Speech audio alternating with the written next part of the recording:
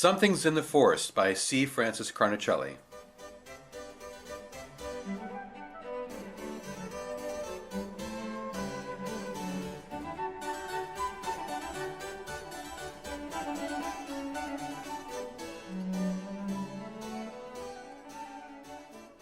She should have been terrified at the sight of the incredibly huge eagle that had just saved her life.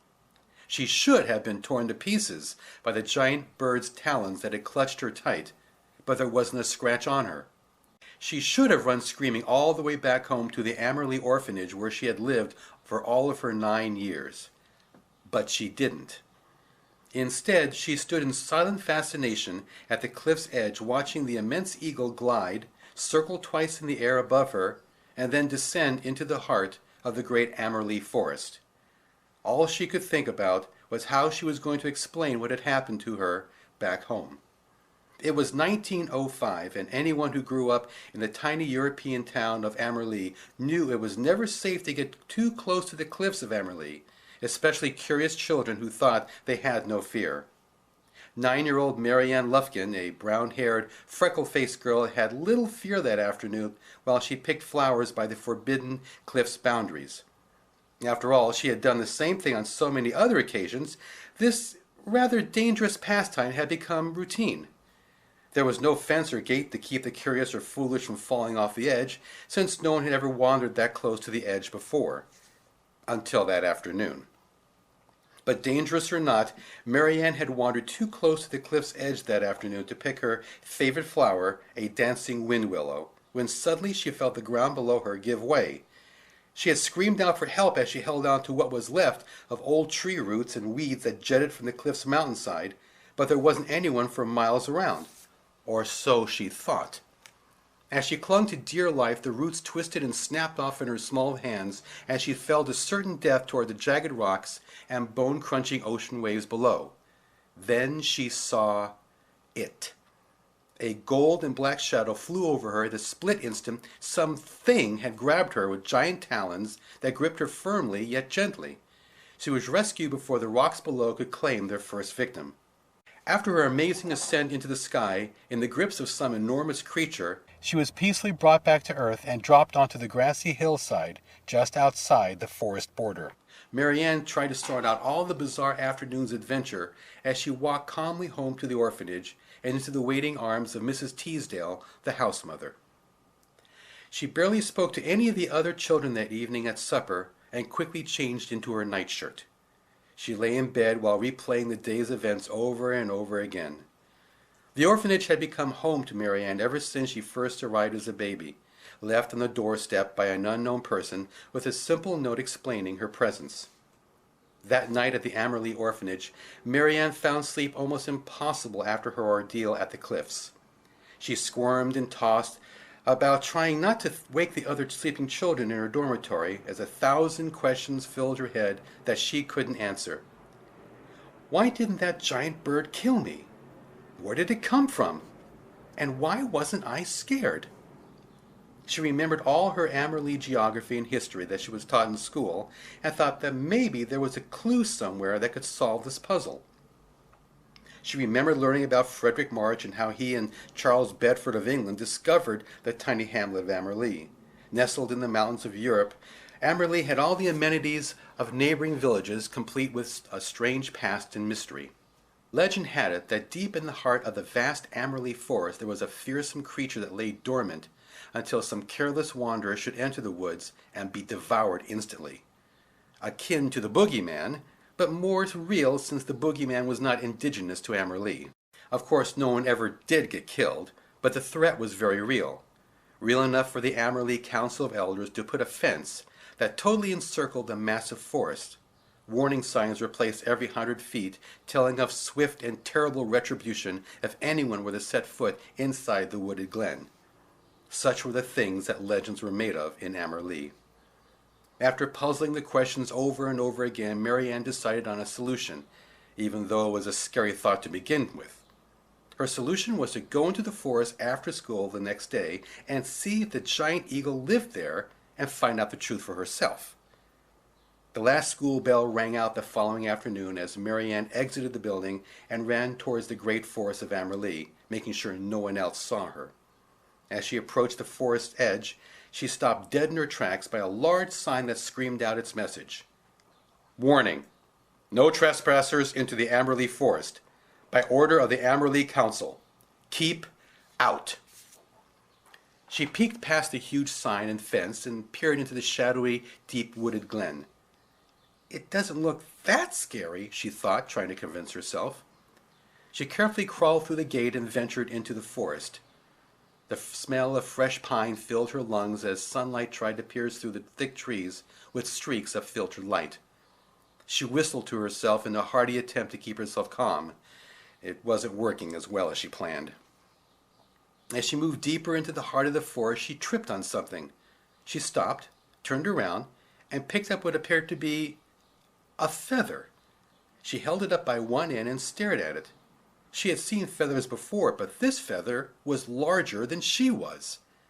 As she examined the gold and black object, something crept up behind her. It walked up with barely a sound and gently touched her on the shoulder. She leaped back and screamed. A middle-aged man stood before her wearing strange clothing that seemed to shimmer in the filtered light. He smiled and raised his hand towards her. Marianne's eyes grew wide as the stranger advanced. She panicked and fell backwards, dropping the feather. As she got up, the stranger stopped and offered his hand to help her up, but Marianne fumbled to her feet and bolted out of the forest. The man called out to her, "Marianne, wait!" The child zigzagged from tree to tree, leaping over vegetation and falling logs, not knowing where she was running to or from. She was frightened of the long shadows, the wooded glen's darkness, and especially the strange man in the forest, which made all her childhood nightmares of the infamous boogeyman come alive. She finally found an exit through the trees, darted through the gate, and headed straight for the orphanage. As Marianne rushed in the door, she made a beeline for her bed and hid herself away from the world by ducking under her blankets. She swore to herself that she would never, ever go into that forest again. Nightfall and a cool breeze entered the open window on the second floor of the orphanage that played with Marianne's long brown hair. She wiped her nose in her sleep and rolled over, exhausted from fear and running through the forest. Off in the distance, the town clock struck the 2 o'clock hour. She rolled over again and momentarily woke up. Half asleep, she opened her eyes and looked out the window and saw something rather curious. A peculiar object floating in the sky. It was V-shaped and moving up and down like a pair of wings. It first seemed immense, then it grew smaller and smaller as it got to the window. Marianne swallowed as the amusement of this dream started to vanish. She was now fully awake and suddenly aware that this wasn't any dream, and neither was the beautiful eagle now sitting on the windowsill, staring directly at her. Marianne slowly got up. She didn't understand why she was getting up, but she felt compelled by some hidden force to walk towards the bird as if she was being told to do so. The bird stood on the sill, staring at the child, and briefly ruffled its wings. As Marianne slowly drew closer, the bird seemed to fade and blur. With every step she took, her vision became more distorted. Her body ached for a moment, then felt light as a pillow. As she arrived at the window, her feet barely touching the ground as they curled up to her chest. She felt lightheaded and dizzy for a moment as her arms started to move up and down in smooth, easy strokes. The wind rushed all around her as her vision suddenly became so incredibly clear and sharp she could see from miles away. The trees, the rooftops, the vast ocean and cliffs, even the field mice below were perfectly visible, even though it was the middle of the night. In the bright moonlight, the two eagles soared up and down in the cool air. Marianne looked next to her and saw the same majestic eagle that saved her life a few days ago flying beside her and guiding her towards the heart of the Amberley forest. She smelled the pine tree scent ahead and felt her arms getting heavier. As Marianne descended into the forest opening, her legs unfolded and her eyesight blurred for a moment, then returned to normal. She blinked a few times and found herself standing upright in the middle of the great forest next to the same man that had startled her the day before. She stepped backwards, not knowing exactly what had just happened, and fearing the strange man in the shimmering clothing. The man stepped forward and spoke gently.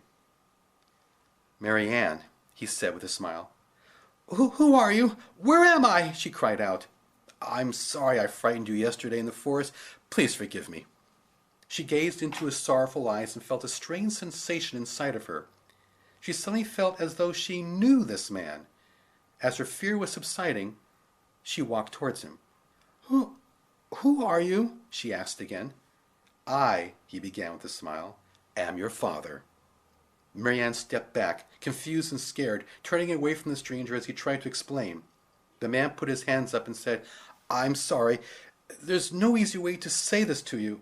Our initial visit here to this planet was purely unintentional, I assure you." Mary Ann turned around at the words that she didn't understand. "Huh?" she asked. His smile left him as he sat down on a fallen tree log and beckoned her to sit down next to him. Mary Ann hesitated at first, but that funny feeling inside of her told her it would be safe. She sat down next to the man as he cupped his hands together and brought them up to her eye level. As he spoke, the child looked into his cupped hands and could see his words becoming pictures. She was drawn into the vision of his words and listened carefully to what he said. "We are not of this planet, my child. We come from the stars you see above you at night. Remember the colony, Mary Ann. Think of the colony." Mary Ann blinked and saw her true home coming to life in his cupped hands. She saw a race of people that had the power of living flight. There were all types of birds flying in the air, graceful and dazzling to behold. She saw children just like herself running and playing in laughter, and then changing into birds at the blink of an eye, soaring away. Mary Ann smiled and sighed as she saw herself as a baby resting in her mother's arms. "Then came the firestorm," continued Mary Ann's father. "A rogue meteor swept across our planet and exploded in fire, destroying our home." Mary Ann saw the meteor fall from the sky and crash into the ground. She saw a massive firestorm erupt and villages bursting into flames. She watched in horror as hundreds of people leapt from the ground into the air, trying to fly away from the fire, but were not succeeding. She saw her mother give the baby in her arms to the man seated next to her. She leaped into the air to escape, but was consumed by a wave of fire and smoke as she took flight. Mary Ann looked away, her eyes welling with tears. "We are the last of our race, my child," he continued. "I was badly hurt when we arrived here. I could not help you, injured as I was, so I left you at the home where you live now. I have watched you through the years while I healed, and I have chosen this time to reveal myself to you because, well, you left me little choice." Mary Ann looked up at him, wiping her tears away with her sleeve. The man smiled and gently reprimanded her as a father. You should know better than playing by the cliff's edge, little one. When you fell off the cliff, it was I that came to your rescue. And just in time, I may add." Mary Ann reached over and hugged her father around the neck. He cradled her in his arms as the night air rushed through the forest leaves. "Father, tell me more," she said as she wiped her eyes again. "All in good time, my child. I feel transferal time is close at hand. Soon we will be together again. This time, forever." "I don't understand," she said as her eyes met. "It is very late, Mary Ann. You must go back and rest." "No, I want to stay with you," she cried as she hugged him even harder. He smiled and kissed her forehead as he raised his hand and passed it in front of her. Mary Ann suddenly felt faint and helpless, her arms starting to move up and down in long, even strokes as the air rose up to meet her. Her feet crouched up to her chest as she left the ground and took to the skies. Her father raised his arms and instantly shot out of the forest with one stroke of his massive wings. Mary Ann smelled the crisp night air and saw with crystal clarity the open window of the orphanage off in the distance. Children, everyone up, rise and shine!" Mary Ann opened her eyes and yawned. She saw Mrs. Teasdale clapping her hands and bustling the children around. She walked over to a sleepy Mary Ann. "Well, Miss Lufkin, are we planning on sleeping the whole day away?" "Yes, thank you," she said sleepily. The woman grabbed her sheets and tossed them aside. "Now you get up right now, young lady." Something fell out of Mary Ann's bed with the sheets, and Mrs. Teasdale picked it up and examined it. She glanced at Marianne and showed her the object in her hands. Marianne looked over and saw a beautiful black and gold feather in the woman's hand. She leaped out of bed and yanked the feather away from Mrs. Teasdale. "You best not sleep with feathers, young lady. You could stab yourself. Now get dressed for breakfast and school." "Yes'm," she replied quickly, grasping the feather in her hands. She ran to the window and saw the vast Amerlee forest off in the distance. She smiled and held the feather next to her heart. "Father," she whispered. School let out at exactly 2:30, and Marianne was out the school doors at exactly 2:31. She was determined to go to the forest to see her father again, and ran as fast as she could up the cobblestone street and out of the village toward the forest edge. As she reached the forest gate, a tall man holding a rifle grabbed her. "Hold on there, miss. Where are you off to?" the tall man said. "Oh, I don't know. Maybe she's got a date with the monster," laughed another man holding a rifle. Marianne pulled away and yelled at the man, "What are you doing here?" "We're here to kill a monster bird, we are," said the tall man. "Many people saw the creature the other day and are scared to death of it. The sooner we kill it, the better." "But hey, it saved my life the other day," she cried out. The tall man rubbed her head. "Saved your life, did it?" "Yes," she begged. "I fell off the cliff and it grabbed me and—" "Enough of your stories. Now you go on home. We've got work to do here," he said, rubbing her head playfully. Marianne batted his hand away from her head and leaped on the gate, peering into the forest. She gazed and strained with all her might to see inside the thickness. As she did so, her eyes suddenly quivered and split into two vertical lines. Although there was some pain, she instantly saw straight into the middle of the forest glen and saw more men with guns. She swallowed hard as she looked around and saw her father, as an eagle, trying to run away from the men. As the tall man grabbed Marianne off the fence, her vision slipped back to normal. Some men started to shout in the forest, "Look! There it is!" The man released his grip on Marianne and cocked his rifle. From within the forest came an unbelievable sound like the shattering of trees, then a terrible scream of pain echoing in the air. The man pointed to the treetops. "Mother of God! Do you see that? Did you see it? It's the monster!" Marianne looked up at the monster and saw the gigantic eagle rise into the sky and towards the cliffs. Bullets ripped through the air with shouts of "Kill it! Kill it!" everywhere. Marianne pulled at the tall man's arms and pleaded, "No! Please! Don't kill it! Please!" The great bird faltered as bullets tore through its wings and shattered the bone. Blood fell from the sky like rain, and giant ripped feathers exploded in the air as cheers went up from the men with smoking guns. The eagle turned and plummeted helplessly to the earth, landing with a heavy thud that shook the ground like an earthquake. Marianne screamed and ran toward the fallen bird as the men gathered together and congratulated each other on a job well done. The huge eyes of the eagle shifted from one side and gazed at the child running towards it and blinked slowly, painfully. Marianne fell on the neck of the bird and cried into the blood-stained feathers, "Father, don't die! Don't leave me, please!" The eyes blinked again and fixed on the girl. Marianne could hear her father's voice telling her not to cry. "I am here forever, my child," the voice whispered. "I will never leave you. Part of me is always with you as I give my transferal to you." There was a short pause as her father breathed for the last time. "I love you, Marianne," he barely whispered. Marianne felt a surge emanate from the eagle and enter her body as she sobbed pitifully. The rifle-bearing men walked around the majestic bird and rejoiced in how they finally killed the menace to not only their town, but other towns as well. They stopped their rejoicing when they came upon a crying child clutching the neck of a dead eagle.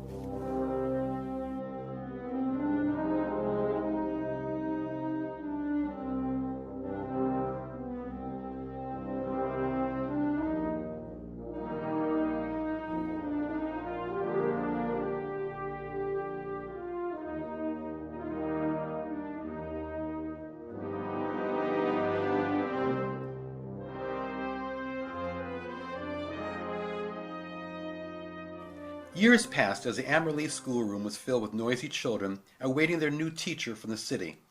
The door opened into the 5th grade classroom, and in stepped a slender woman in her mid-30s. She smiled and put her satchel on the desk. "Good morning, boys and girls. I am your new teacher, Miss Marianne Lufkin." She turned and pulled out her books and thought back to the time when she was a student here years before. A long time had passed since a loving family from the big city adopted her, and all those years of pain for her father had been replaced by love from her foster parents. After graduating college in the West, she decided on a teaching position back home in Amerlee, where it all began. She had felt homesick for many years while she was away, but being back in her old elementary class schoolroom didn't exactly make her feel any better. She felt uneasy, as if she was a stranger in a strange land. After the first day of school was over, Principal Walter Hargraves, a large man with silver hair and a slight limp, walked into the room. "So, Mrs. Lufkin." It's Miss Lufkin," she interrupted with a smile. "Ah, well, yes, Miss Lufkin, then. How was your first day?" "It was very nice, Mr. Hargraves. The children are angels." The man laughed a bit. "Angels, it is. You should be mindful of young Jason Rasmussen. His father is town mayor, and he thinks he can get away with murder. He hasn't murdered anyone yet, has he?" Marianne smiled back and laughed. "No, not yet." "Oh, good. Well, give him a week, then," he said with a chuckle as he turned to leave. He turned back around to start. "Oh, there was something I was going to ask. Are you going to tonight's show?" "Show?" she asked. "Yes, I'm sorry. Didn't you get the memo?" "No. Well, the library is holding a special slideshow tonight for the children here at 7:30, sort of a retrospect of the last 30 years or so." Marianne continued to pack her books into her satchel. "Oh, I don't know. I've got so much work to do tonight, Aunt. Well, many of your children will be there, and I think it's a good idea to introduce yourself to them and their parents, he said quietly. She decided that there was no way out of this situation, so she gave in, reluctantly. There was something about the slideshow that made her feel uneasy, but she didn't exactly know why. The slideshow, it turned out, was better than she thought. She sat with her fifth-grade class in the library and laughed along with all the other adults in the room at the humorous slides of the old horse-drawn carts and candid photos of people. "As you can see," said Principal Hargraves through the microphone, acting as narrator, "our mode of transportation has seemed to change a bit since the early 1900s. The next slide showed several views of the great Amerlee Forest. The Amerlee Forest, boys and girls, was said to have been haunted many years ago.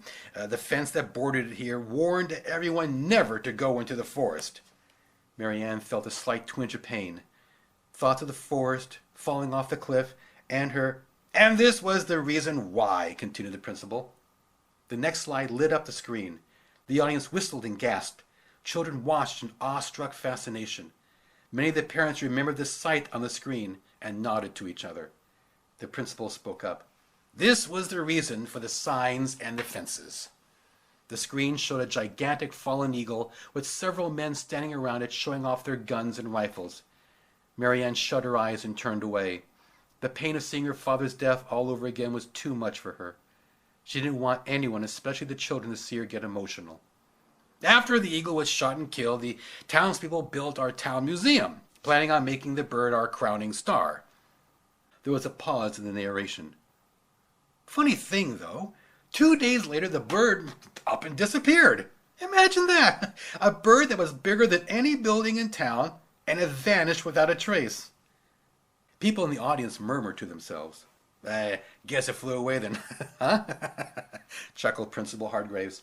The audience laughed as the next slide was shown. "And this slide was made by the famous photographer Ansel Adams on his trip back here in..." Marianne secretly pulled out a handkerchief from her purse and wiped her eyes, trying to calm down. Next to her, Sarah Fox pulled out her teacher's sleeve. "Did you see it, Miss Lufkin? Wasn't it a big bird?" "Yes," she replied. It was magnificent." The rest of the slides doled on with the town clock restoration, new houses being built, and the new picnic area built adjacent to the Amerlee Forest. But for Marianne, she didn't want to watch or listen. All her memories about her father were alive again.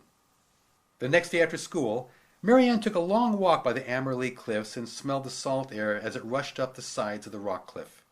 She thought back to that fateful day she had fallen off the cliff and looked at the new protective steel fence at the edge of the cliff that would stop anyone from accidentally falling again.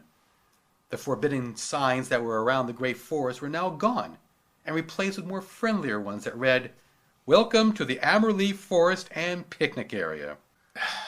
I remember when it used to say, "Warning, keep out," she said to herself.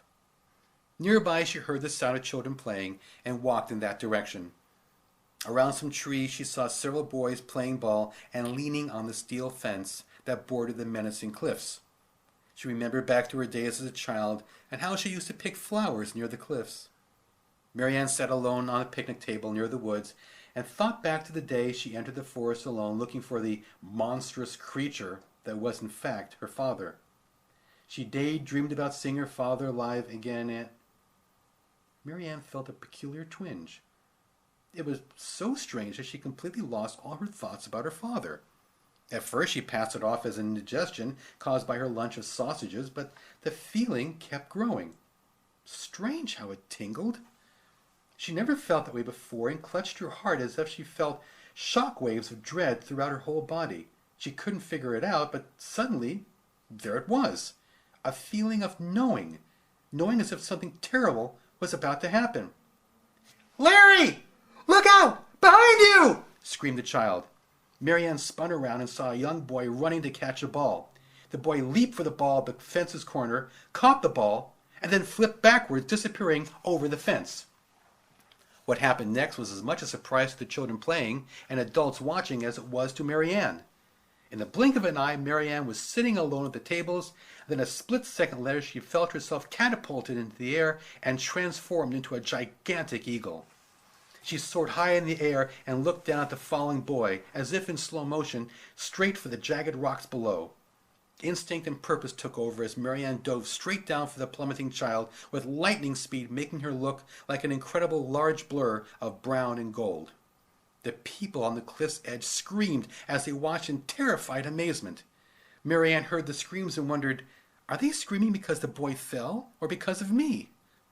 Marianne raced down the wall of the cliff, claws outstretched, and caught the boy in her talons, a moment before the rocks could claim his life. Many who witnessed the incredible rescue gasped at the breathtaking eagle rising effortlessly above the cliffs, carrying the child and flying over to the grassy knoll adjacent to the forest. Using her wings to ease the descent, Marianne buffeted the ground with blasts of wind as she hovered a few inches above the ground. She carefully opened her claws and let the frightened boy roll unharmed onto the grass. Then with a thunderous, triumphant screech, the bird shot back into the sky, circled the area once, and descended somewhere into the heart of the Amberleaf Forest. The parents and children stood dumbfounded. The boy who was saved was very confused as he got up to his feet, helped by his friends who kept telling him what had happened. One of the boys saw Marianne exiting the forest, brushing a few leaves off her shoulder and adjusting her blouse. "Did you see it, Miss Lufkin?" he asked, jumping up and down like a crazed pogo stick. "It was the eagle from the slideshow. Did you see it? Huh? Did you see it? It saved Larry's life. Did you see it?" "No, I missed it," said Marianne with disappointment in her voice. "I was too busy taking a walk in the forest. Maybe I'll see it next time." News of the boy's fall, subsequent rescue, and the colossal bird swept around town and neighboring villages like wildfire. The Amberley Council of Elders met in an emergency meeting that evening to discuss the day's events and, much to Marianne's delight, voted unanimously not to destroy the bird this time, but to treat it as a hero and friend, and not as an enemy. "All right, class, settle down," said Marianne the next day in class. The children were understandably restless over hearing news and were anxious to talk about it. "I'm sure we're all thankful to our new friend in the forest for saving Larry's life, but for now, open your spellers to page 10. As Marianne was still speaking, the door opened and in walked Jason Rasmussen, the mayor's son. He casually strolled to his desk as if he knew he was late for class, but didn't care. "Jason, you're late," said Marianne. Jason just smiled and said, "Oh, am I?" The class giggled, but Marianne did not see the humor. She closed her book and walked over to him. "How would you like a trip to the principal's office?" she said sternly. Jason looked at her and gave her a piercing look. "I don't think so, Miss Lufkin." As he said this, Marianne felt uneasy, as if he was concealing something that was causing the same feeling she felt at the cliff the other day. She decided to play along and talk to him later. I'll see you after school, she said quietly. Fine with me, he replied with a grin. After class had exited at the end of the day, Marianne sat at her desk alone in the room except for Jason. She waited until the last child shut the door before she spoke. Okay, you want to tell me what the problem is, Jason? Oh, I've got no problem, Miss Lufkin. You've got the problem. Marianne cleared her throat uneasily. I do? Uh-huh. I saw you yesterday by the picnic tables. I was in the forest and you never even saw me. When Larry fell over the fence, I saw you change into that big bird. There was a deafening silence in the room. I see, replied Marianne calmly, waiting for the rest. And don't say you didn't do it either. I was right there and saw everything. I'm going to tell my dad. My dad's the mayor, and he'll believe anything I tell him. Playing a hunch, Marianne got up and started to walk towards him, pretending to be frightened at what he said. Truth was, Marianne was a little scared, but she also felt the boy could be trusted. She didn't exactly know how, especially by the way he was acting, but the feeling was very strong and very real. Well, said Marianne, I guess there's no use in denying it, is there? So, is there something you want, Jason? Oh, yeah, said Jason, grinning from ear to ear and propping his feet up on the desk. First, I'd like an A in the class to start. I get to come and go as I please, and, oh yeah, no homework, of course. Of course, she replied with a sigh, feigning defeat. Anything else? I'll let you know, said a gloating Jason. Do we have a deal? Marianne walked over to the boy, looked down at him, smiled, and said, No, we don't. Jason looked up into his teacher's eyes, but they were all wrong. They were huge, with 2 vertical lines. He gasped and tried to stand up and run, but Marianne, controlling her body's change, had reached down, grabbed the boy by the collar. She lifted him completely out of the desk and held him in midair, letting his feet dangle as she stared him eye to eye and into his very soul. Now this is what we're going to do, said Marianne in a demanding, scratchy voice that sounded like a strangled, muffled shriek. First, you will be on time to class. Jason nodded quickly. Second, you will do your schoolwork and homework like everyone else. He nodded again, only faster. And thirdly, you will get an A in this class, if you deserve it. I would hate to think what I might do if I got really upset, she said as she held him out straight and slowly, gently tightened her grip. Do we have an understanding here, Jason? Jason nodded so fast he thought his head might fall off. Yeah, I understand. Really, I do. She released her grip and slowly let him touch ground. Jason watched her eyes return back to normal and shook in fear, adjusting his collar. Marianne smiled again and apologized. Sorry I had to do that, Jason, but you gave me no alternative. You could have killed me, gulped Jason. Do you really think I would have done that? She answered as she sat down and looked at him with compassionate eyes and a sincere voice. The kindness in her voice was enough to tell Jason that this was no raving lunatic who could cause him considerable pain, but just his teacher. A teacher who could change into an eagle the size of a 2-story building, true, but still his teacher. He could see it in her eyes, hear it in her voice, and most importantly, he could feel it in his heart. Jason's fear slowly faded away as he smiled back at Marianne. Boy, that was really something what you did just now. Marianne returned the smile and said, Look, Jason, I think we should have a little talk. The two talked at length, and Jason came away with a better understanding of who and what his teacher was all about. Marianne waved goodbye that afternoon to a new friend, and hopefully a trusted ally.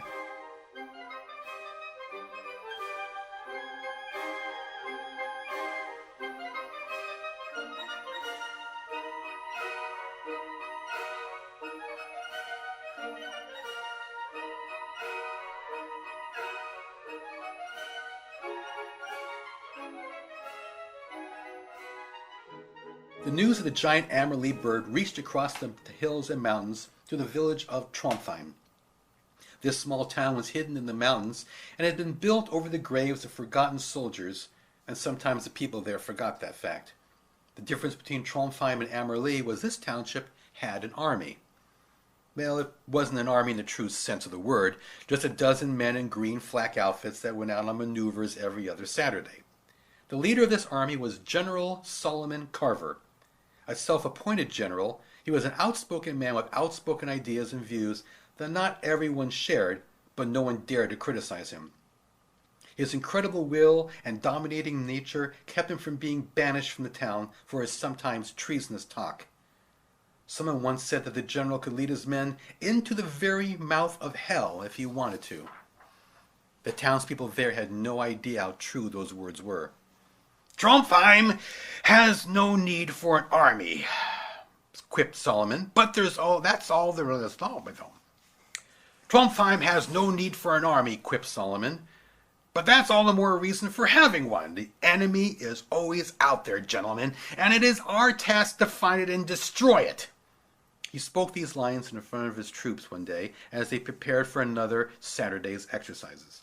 "As of tomorrow morning, gentlemen, we are going on a little expedition over the hills to find truth to the rumors of the Amerli Eagle. If it is just a myth, we will return home.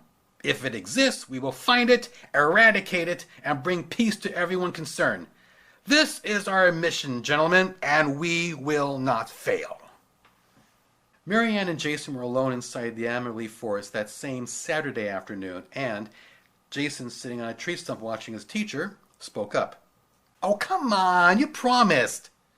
"Well, I suppose I could," said Marianne, looking around. "So," asked the boy with the giddiness, "how do you do it anyway?" I just concentrate and..." Marianne stood very still and thought about her father and the night flight they had years ago. A sound of rushing wind filled the glen, and the sunlight spun around in circles. Marianne raised her arms and was suddenly launched into the air. Jason watched in wonder as he saw his teacher's arms grow into huge wings and her limbs become enormous feathered legs with giant claws in seconds. "Oh, wow," said Jason with his mouth agape. Marianne flew straight up through the trees with a single flap of her wings and glided on the wind drafts created by the ocean wind far below her. This being an early Saturday morning, many people slept in, and only a few people in town saw her flying over the village. The sky was so clear that Marianne could see for miles and miles.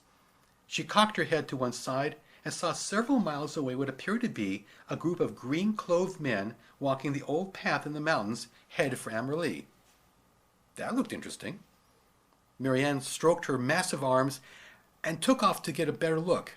Her gigantic shadow spread across the ground and over the mountainside. "General, look!" yelled a soldier, pointing up to the sky. On the mountainside, General Carver raised his hand to block out the morning sun. His eyes widened as his mouth dropped open. "What in the name of..." Marianne closed in on the people and guessed they were just explorers or hikers of some kind, and decided to return home. With a single movement, she swung around the sky and headed back for the Amerli forest. "General, did you see that?" said an awestruck soldier. "Those rumors are true. It's huge. I've never seen anything like it." "And you never will again, soldier," called out the general with glee.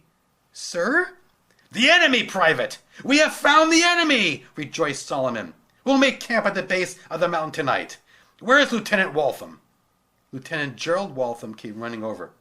"Gee, Solomon, did you see that eagle?" General Carver yelled back at his second in command. "When we're out on maneuvers, Lieutenant, you will address me as General. Is that clear?" Gerald snapped to attention. "Yes, sir. Sorry, sir. Your orders, sir." Solomon adjusted his belt. "That's more like it. At dusk, go down to the town there and find out all you can about that creature in the sky and report immediately back to me. We'll make base camp at the bottom of the mountain tonight." "Yes, sir. It'll be done, General Carver." Lieutenant Waltham made his way down to the mountainside after the sun had set and proceeded to question several people in town. Then he returned back to the secret camp some 4 hours later and knocked on the wooden pole that held up General Carver's tent. "Report, mister." Sir," said Gerald as he entered the tent, "I spoke to several people in the township of Amerli below us, and they all told me the same story. The bird lives in the forest over there and is apparently friendly. In fact, it saved the child's life about a month ago." "Good," said Solomon, standing up and rubbing his hands. "You have done an excellent job, Lieutenant. Excellent job. It would appear that we have our work cut out for us tomorrow. I'll give you further instructions at daybreak. You're dismissed." Gerald continued to stand at attention. "Was there something else?" asked Solomon. "Permission to speak freely, General?" "Granted." "Solomon, the people are convinced the bird means them and the children absolutely no harm. Destroying such a bird would be an unselfish act of humanity on our part," interrupted Solomon. "Humanity? How?"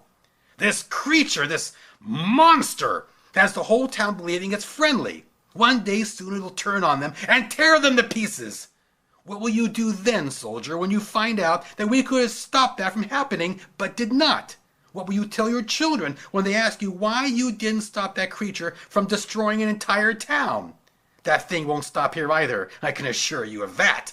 First this town, then ours, then who knows where else.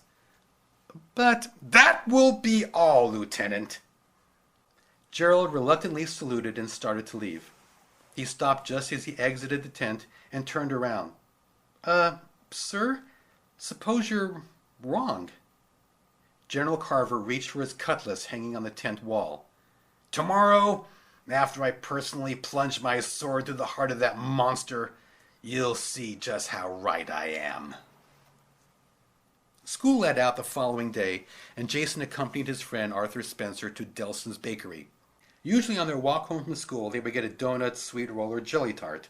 Today we decided that a sweet roll would taste especially good. From behind Delson's bakery and hidden in the alley, 2 green-clothed soldiers looked on. "Will you go over this again, will you?" said the smaller soldier. The tall soldier whispered, "General Carver wants us to kidnap a kid, any kid, to use as bait for the creature. Got it?" "I don't know. It's risky. Even Lieutenant Waltham was against this plan. Kidnapping's pretty serious stuff."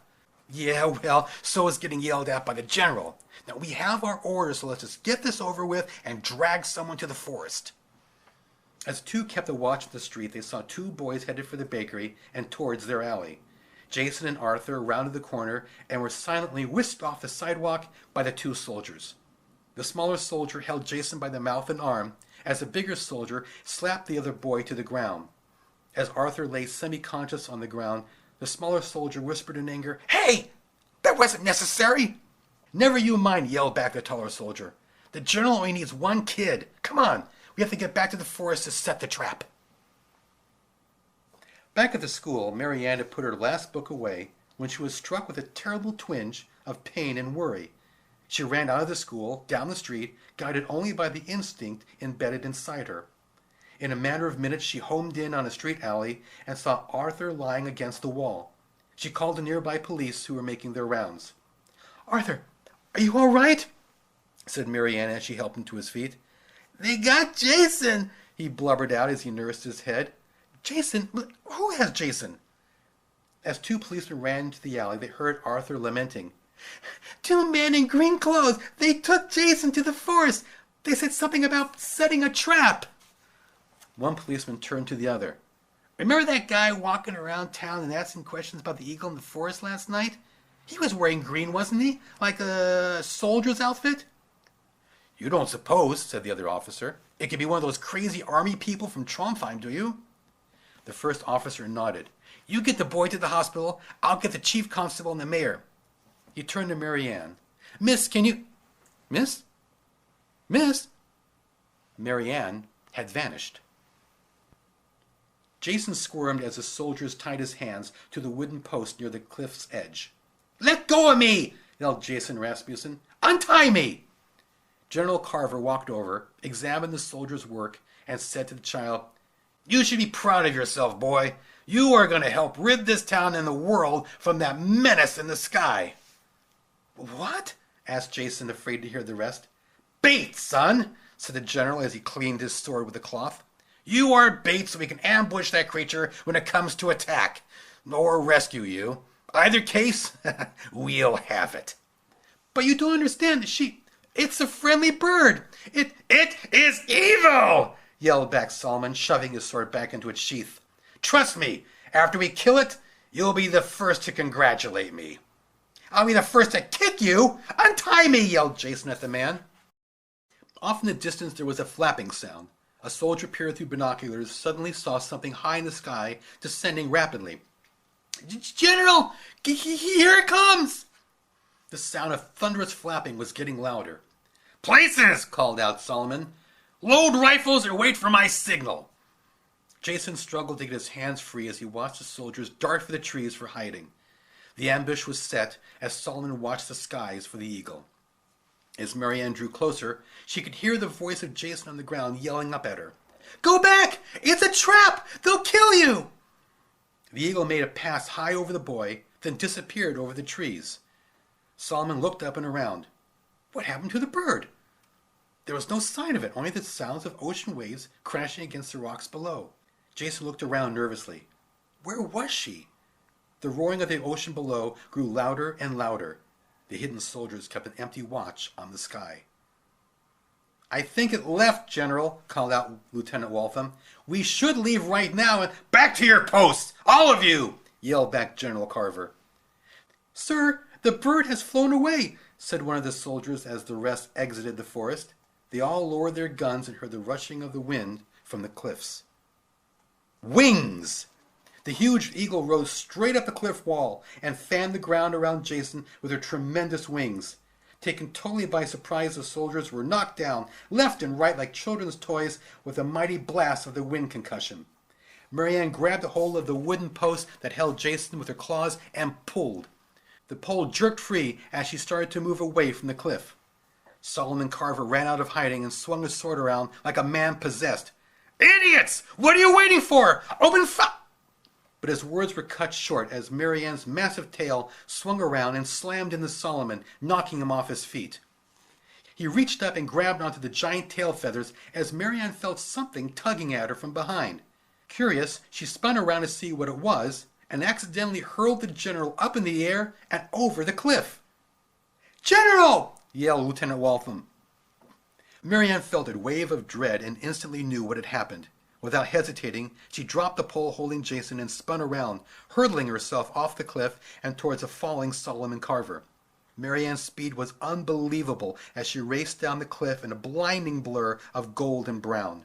Gerald Waltham and the soldiers ran for the cliff's edge and saw the gigantic bird plummet down the cliff, grab the general in its claws, and then abruptly swing upwards so fast that some of the rocks below shattered in the wake. The eagle, with one move of her mighty wings, flew back up the cliff's wall and then hovered in mid-air, gently dropping a limp, unconscious General Carver to the ground with a plop.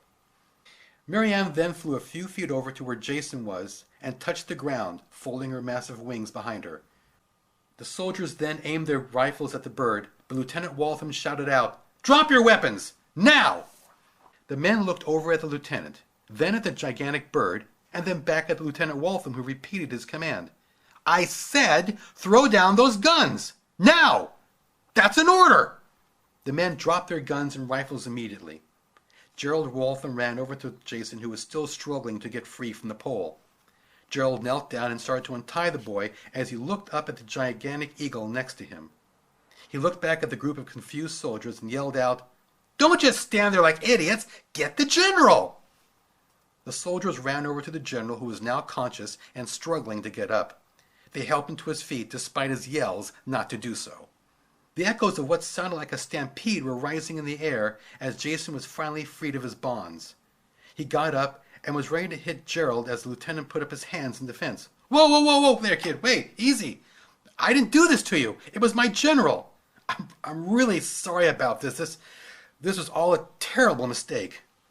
Marianne cocked her head from Gerald to the herd of villagers running at full speed towards the cliff, led by the police, the mayor, and a recovered Arthur Spencer. General Carver ran towards Marianne with his sword drawn, crying out, You devil bird! I'll cut you to ribbons! Marianne took a few steps back and was about to fly away when there was a sharp metallic ping. General's sword was shot out of his hand and sent flying away. Solomon grabbed his hand in pain and looked over to see Lieutenant Waltham holding a smoking gun at him. That is enough, Solomon, said Gerald angrily. He reached up and tore off his lieutenant bars. "I've had enough of this, and you!" The general, demented and wild-eyed, pointed at the bird and screamed, "Are you out of your mind, Lieutenant? Look at the evil that stands before you!" Gerald just stared at the general and said, "I am."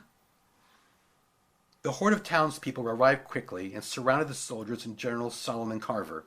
Marianne, realizing this was a perfect time to leave, shot out of sight with a single impressive flap and flew up into the air. She circled the area, let out a deafening screech, and then entered the heart of the Amerly forest. The mayor raced to his son and hugged him tightly. "Son, are you all right?" Jason nodded and pointed to Lieutenant Waltham, who was being handcuffed by the police. "Wait a minute, Dad! That guy saved me! He wasn't a nutcase like that creep over there!" Jason pointed over to General Carver, who was being forcibly led away by 3 policemen. The mayor called over to the arresting officer. Gabe, you can take those cuffs off of that one. I'll explain later." Gerald thanked the mayor and started to follow him and his son back to town. Marianne emerged from the forest edge nonchalantly and blended in with the group of townspeople walking back. She strolled up along Jason and tapped him on the shoulder. Jason looked up with a combination of shock and surprise, then smiled a broad grin. "Hey, how are you feeling?" asked Marianne. "I'm okay. How are you?" Marianne smiled back. "Never felt better." "Good," replied Jason. Does this mean I can skip my homework for tonight?" "No," replied both Marianne and his father. Jason sighed and shrugged his shoulders. "Oh, all right. After all, I guess I wouldn't want to grow up and be a bird brain." Marianne reached over and pinched Jason on the arm.